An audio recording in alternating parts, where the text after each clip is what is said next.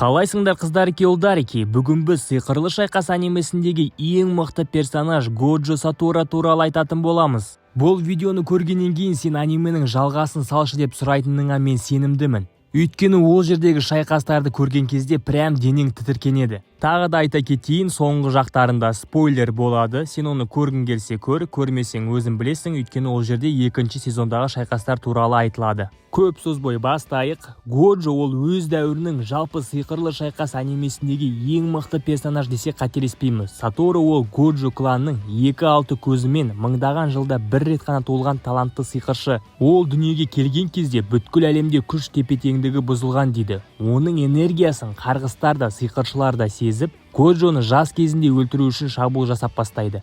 Жай ғана бала кезінде оның басын алуға келгендер күшіне таң қалып, ұтылып қашатын. Бір күні ол және оның жақын досы Сугура Гето екінші курс сиқырлы техникум студенті кезінде өмір туралы дауласып қалады. Гето адамдарды әлсіз және сиқыршылар оларды қорғау үшін жаралған дейді. Оған Годжо қателесесің. Сиқыршылар адамдардан жоғары және оларға қызмет етпеймін деп адамдарды мүлде менсінбейтін. Бір күні екеуі дауласып төбелеске дейін барады, бірақ олардың ұстазы Масамичи Яга арашалап, оларға бір тапсырма береді. Тенген атты перделерді қоюшы бар, және соның арқасында әлемде қауіпсіздік сақталып тұр. Ол мыңдаған жыл өмір сүріп, жаны бір денеден бір денеге өтіп жатыр. Бұл жолы оған дене ретінде Рики дейтін қыз дайын тұр, бірақ басқа сиқыршылар тепе-теңдікті бұзу үшін ол қызды өлтіруге барын салады. Ал сендер сол қызды құтқаруларың керек, дейді оларға ұстазы. Годжо мен Гето сол тапсырманы алып, көптеген сиқыршылармен төбелесіп, қызды қорғаудан шаршаған олар оны әрең дегенде техникумға жақын қорғаныс пердесінің ішіне алып кіреді. Бірақ осы кезде Годжоның арқасына біреу қылыш сұғады. Гето бірден қызды алып ары қарай қаша жөнеледі, ал Годжо қылыш сұққан жігітпен төбелесуге қалады. Қарғыс энергиясын қолданбайтын ол жігіт Годжоны әбден әбігерге салып, соққыға ала бастайды. Годжо бұндай қарсыласты әлі кездестіріп көрмеген. Әлгі жігіт шыбын аулағыш дейтін техниканы қолданып Годжоның көздерін істен шығарады. Годжоға ешқандай соққы жетпегенмен бұл жігіттің қолында аса қарғысталған қару бар екенін ұмытпайық. Годжо бір мезетте оны көзінен таса қылып алады. Дәл сол кезде ол жігіт Годжоның желкесінен қылышпен ұрып өлтіреді. Годжоны өлтіргеннен кейін ол ары қарай Гето мен әлгі қызды қуып жетеді де бірінші қызды өлтіреді, кейін Гетоны оп-оңай ұтып тастайды. Мен жай қарапайым адам, ешқандай қарғыс техникасыз әлемдегі ең мықты сиқыршыларды ұттым. Сендер және сендердің сиқырларың түкке тұрғысыз деп жұмысын бітірген соң ол қайтып кетеді. Қайтар жолда өлілердің арасынан қайта тірілгендей Годжо Сатора тұрады. Годжоның көзі жанып, жынданып кеткен Саскиге ұқсап әлгі жігітке қарай ұмтылады. Годжо оған жаңа техника ойлап тапқанын айтады. Ол кері техника, яғни математикада минусқа минусты көбейтсең плюсты береді. Дәл сол секілді оның жаман өлі қарғыс техникаларын бір-біріне көбейту арқылы ол оң энергия жаң шығарады. Кері техникамен Годжо өзін қайта тірілткенін айтады. Обито Изанагиді қолданған секілді Годжо да өлер алдында кері техниканы қолданып тірі қалды. Бұлай қарап тұрсам, бұл негізі нағыз имбаланс. Бұл персонажды өлтіру мүмкін емес. Көзі жұмыс жасап тұрған кезде оған тиісе алмайсың, ал егер даже тиіссең де қайта тірілтетін кері техникасы бар. Және уақытты тоқтаталады. Енді білмем, бұл вообще имбаланс Годжо. Екеуінің арасындағы ұзақ шайқастан кейін қызыл күрең дейтін техниканы қолданып Годжо әлгі жігітті өлтіреді. Ол жігіттің ең соңғы сөзі: менің балам Мегуми Зенин кланына сатылады және ол жерде оған жақсы тәрбие береді деген ойдамын деп өледі. Иә, бұл Сатороның күшеюіне себеп болған, тіпті оны өлтірген адам ол Фушигураның әкесі Тодзи Фушигура. Жалпы осы анимеде Годжоға бірге-бір қарсы шығып, оны өлтіре алған жалғыз адам бар. Міне осы ол Тодзи Фушигура, Фушигураның әкесі. Өте керемет шайқастардың бірі Годжо мен Тодзидікі бітті. Енді кейін Годжо оның баласы Фушигура Мегумиді Зенин кланына сатқызбай техникумға түсуіне көмектеседі. Және ол тоғы Акоцу дейтін қарғалған баланы өзінің қарамағына алып, өлім жазасынан құтқарады. Сол Акоцуның күшін негізі барлығы Годжоға теңейді. Яғни Годжоға бір нәрсе болып қалса, өліп қалса, Акоцу ғана соның орнын баса алады деп. Негізі Сатору Годжо деп аталатын кланның жалғыз өкілі. Бірақ құпия түрде Акоцуны да сол Годжоның кланынан дейтін мәліметтер бар. Годжоның досы Гетоға келетін болсақ, әлгі дене болатын қызды құтқара алмағандықтан адамдарды жек көріп кетеді. Барлық туыстарын, ауылдағыларды өлтіріп, қалаға мыңдаған қарғыстарды жібереді. Годжо және басқа сиқыршылар қаланы құтқару үшін сол жерге кетеді. Техникумда ешкім қалмаған. Бұл Гето жоспары бойынша. Соны пайдаланып, ол техникумға шабуылдайды. Годжо өзінің ең сүйікті оқушысы Акоцияны күшіне сеніп, Гетоны өлтіруге жібереді. Акоция сенімді ақтап Гетоны ұтқан соң, Годжо бала кезден бірге болған досын Гетоны өз қолымен өлтіреді. Арада шамамен 1 жыл өтті. Годжо бірінші курсқа өтетін Фушигура Мегумиге Сукунаның саусағын алып кел деген бұйрық береді. Одан кейін не болған сендер білесіңдер, ол бірінші сезон. Сукуна бір саусақты жұтқан Итадоридің ішінде пайда болғанда, Годжо оны сезіп сол жерге аттанады. Сонда Сукунамен төбелесіп, оп-оңай ұтады. Итадори 10 секундтан соң денесін қайта басқарып, Годжоның көңілінен шыққан болатын, естеріңізде. Годжо Итадориға Сукуна туралы түсіндіре бастайды. Сукуна ол екі беті, екі денесі бар қарғыстар патшасы. Ол кезінде адам болған. Ешқандай сиқыршы оны жоя алатын күш таппады. Қазір оның екі қолынан қалған 20 саусақ жәдігер болып, оның жанын сақтауда. Қарғыстар күш жинау үшін оның саусағын жегісі келеді. Сен соның бір саусағын жедің, бірақ өз денеңді басқарып тұрсың. Демек сен оған денесің. Сол үшін сені өлім жазасына кесті. Бірақ әзірше сені аман алып қалудың жолы бар. Ол үшін сен Сукуна саусақтарын толығымен жеуің керек. Жеген соң ғана өлтіреміз, дейді оған.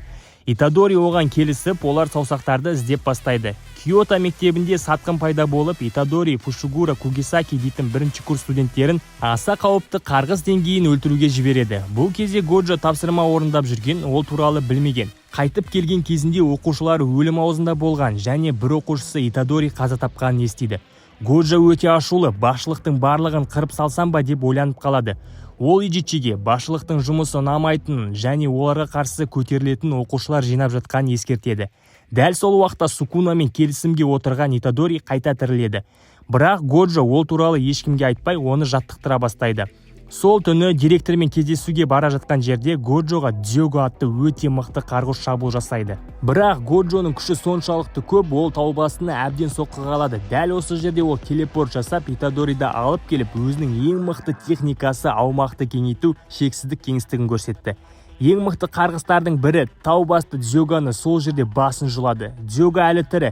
Годжо оны менсінбегені соншалық аяқпен басын езіп жатқанда, қарғыстың сыбайласы табиғат рухы Ханами құтқарып қашып кетеді. Киото мен Токио мектеп жарысында Годжо оқушысы Итадоридің тірі екенін айтып жарысты бастайды.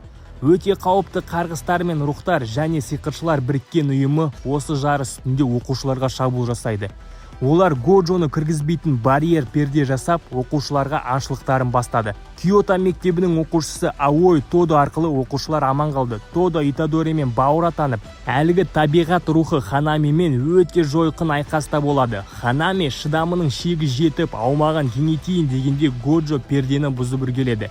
Годжоны көріп, бұтына тыша жаздаған Ханами қаша жөнеледі. Қарғыстар жан-жаққа қашып, Годжо тек біреуін ғана ұстап үргелді. Годжо оқушыларын құтқару үшін пердеге кіру жолын іздеп жатқан кезде, Махита атты қарғыс жетекшісі техникумдағы Сукунаның 6 саусағын және Годжоны мөрлей алатын қарғысталған зат түрме патшалығын ұрлап кеткен екен. Енді ары қарай спойлер, 2-ші сезон. Егер кейін көрем десеңдер, осы жерден тоқтаңдар, ал мен ары қарай жалғастырамын. 31 қазан Сибуя қаласында өте қорқынышты жағдай орын алды. Қалада бірнеше перде орнатылып, ішіндегі адамдар қарғысқа айналып, мыңдаған адамдарды өлтіріп жатыр. Бұл перде ішіне тек Сатору Годжо ғана кіре алатындай жасалған. Барлық сиқыршылар сыртта қалып, ішке тек Сатору Годжо кірді. Кіріп қалған мезеттен ол тозаққа түскендей сезім кешті. Ішінде зомби апокалипстегідей картина, мыңдаған қарғыстар адамдарды қуып жеп жатыр. Махито адамдардың жандарын ауыстырып жарып жатыр. Тау басты Дзёго адамдарды өртеп, общем хаос. Ал Чоса дейтін жартылай адам, жартылай қарғыс әзірше қарап тұр сырттан. Годжо адамдарды өлтіріп алмас үшін техникасын толығымен қолдана алмай қалды. Соны пайдаланған Ханами мен тау басты Годжоны қуады. Годжо шексіздік техникасын қолдана алмағандықтан енді оған соққылар өтуде. Дзёго оған: есіңде ме мені соққыға алғаның? Ал қазір неге қашып жатсың? Қайда сенің күшің? дейді. Годжо оларға күліп: осы ғана ма? Тығырыққа тіредіңдер. Мен барлық адамды құтқара алмаймын, бірақ көбісін құтқаруға шамам жетеді, дейді. Техникасыз жай ғана физикамен олармен төбелеседі. Ханами, мен сенімен 3-ші рет кездесіп тұрмын. Осы жолы қаша алмайсың. Сені бірінші өлтіремін, деп ұстап алып қабырғаға езіп өлтіреді. Бұны көрген Дзёго енді өзі қаша бастайды. Чоса әлі құрқарап тұр. Бір кезде бір пойыз Сибуя станциясына келіп тоқтайды. Тірі адамдар қуанып сол пойызға қарай қашады. Бірақ пойыздың ішінен шыққандарды көргенде Годжоның ызасында шек болмайды. Пойыздан мыңдаған қарғысқа айналған әскермен Махито шығады. Годжоның жан-жағында қаннан өзен ағып жатыр. 3 аса қауіпті қарғыс Годжоға жабылады. Және қарғысқа айналған мыңдаған құбыжықтар адамдарды қыруда. Годжо бұл сәтте не істерін білмей, тығырыққа тіреліп өзінің аумағын кеңейтуге бел буады. Аумағын 2,5 секундқа ғана ашып, станциядағы қарғыстардың барлығын бір-бірлеп қолмен өлтіре бастайды. Негізді уақыт тоқтап тұр, бірақ Годжо үшін емес. Ол мыңдаған қарғыстарды жалғыз өзі қолмен өлтіріп, аумағын өшіреді. Ал тірі қалған адамдардың барлығы 2 айдай ауруханада емделу керек.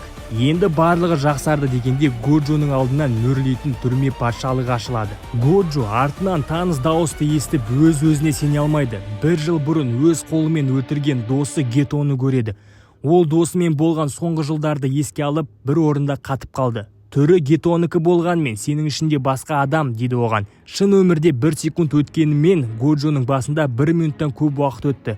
Бұл оның қателігі. Түрме шарттары орындалып, Гето Годжоны мөрлеп тастайды. Годжо қимылдай алмай соңғы сөзін Гетоға айтады. Мен бұл жерде мәңгілік болмаймын, және оқушыларым сендерге қарсы тұра алады деп. Сонымен Сатору Годжо ең мықты сиқыршы қарғыс түрмесінде мөрленеді. Годжоны мөрлегенін естіген соң әлемде нағыз хаос басталды. Ары қарай қарғыстар мен сиқыршылардың қатыгез қан төгісі. Өте көп басты рөлдердегі персонаждар өледі. Не болғанын білгілерің келсе комментарияға жазып қолдап кетіңдер. Егер де үлкен актив болса, онда 2-ші сезонда айтып беремін.